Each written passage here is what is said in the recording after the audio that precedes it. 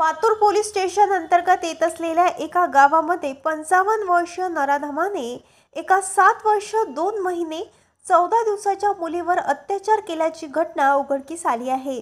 या प्रकरणी पोलिसांनी आरोपी भीमराव सुखदेव गवई याला ताब्यात घेऊन त्याच्या विरुद्ध 27 डिसेंबर 2024 रोजी गुन्हा दाखल करण्यात आला आहे।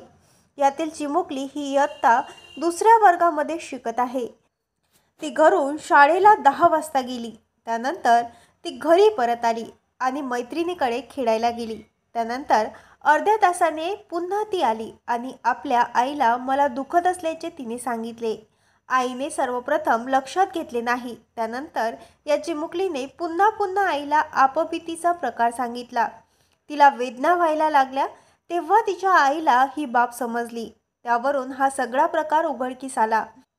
या कुटुंबांनी लगेच पातूर पोलीस स्टेशन गाठून पोलिसांना सर्व हकीकत सांगितली। त्यामुळे पातूर पोलिसांनी यामध्ये गुन्हा दाखल करून आरोपीला ताब्यात घेऊन त्याला गजाआड केले आहे। पीडित मुलीच्या आईने दिलेल्या तक्रारीवरून यामध्ये भीमराव सुखदेव गवई वय अंदाजे 55 वर्ष याच्या विरुद्ध गुन्हा दाखल केला आहे।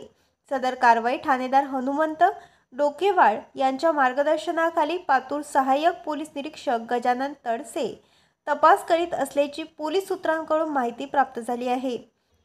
सध्या स्थितीत लहान मुलाबाळांना शाळेकरी मुलांना नराधम आपले लक्ष करतात, तर इतर मुलींचे काय अशीच असुरक्षिततेची भावना पातूर पोलीस स्टेशन अंतर्गत या प्रकरणाच्या निमित्ताने उजागर झाली आहे। अशा नराधमांना पोलिसांच्या कुठल्याही पथकाची भीती वाटत नाही।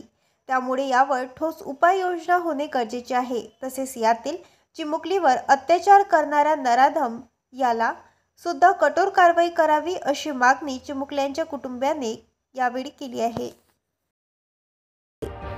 ताज्या बातम्या आणि घडामोडी बघण्यासाठी महाराष्ट्र मेल या चॅनलला लाईक आणि सबस्क्राईब नक्कीच करा।